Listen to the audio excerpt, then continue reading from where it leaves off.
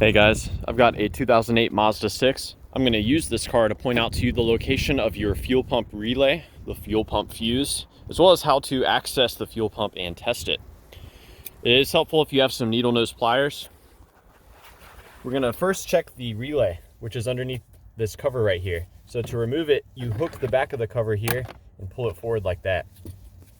Now your fuel pump relay is right here. You can try tapping on it. And to remove it, you just kind of squeeze it gently while you wiggle it side to side and pull straight out. You can bypass this.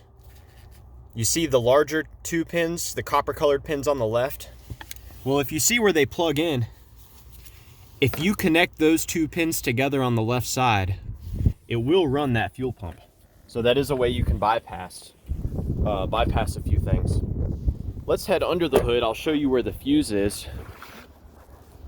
So the fuse for that fuel pump, underneath this cover, you access by pushing in on the tab here and here. Just comes straight up like so. The fuse is going to be this 15 amp fuse that I've got coated in green paint right here. You can pull it out, look through it to see if it's blown or not. As you can see, this one is intact. And there's a spare fuse located right there. This is the only other relay that you could swap in. And I believe this is for the electronic throttle control.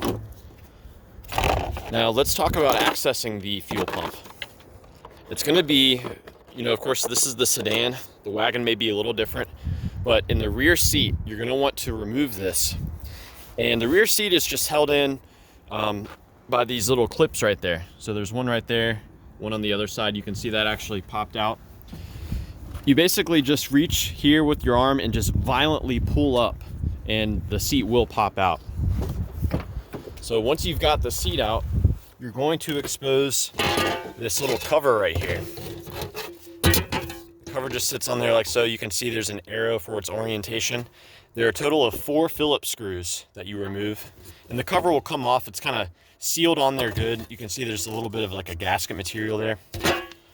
So this is the fuel pump itself, and you can test to see if it's getting power. This is the connector right here.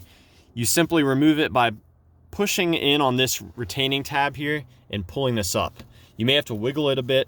It will be on there fairly good because it just gets stuck on there pretty good. But you should be seeing power to the fuel pump on this green red wire. This green red wire carries power to the fuel pump from that fuel pump relay I pointed out.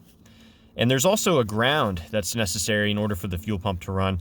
And the ground comes in on the black wire there. And so basically, these two pins right here receive power and a ground in order for the fuel pump to run. So yeah, as far as replacing the fuel pump, you've just got to disconnect all this stuff and you basically unscrew this collar here. So yeah, I hope this was helpful for you guys. Please be sure if you have any questions, let me know down below. Or more importantly, if you've got any advice about troubleshooting the fuel pump on your Mazda 6.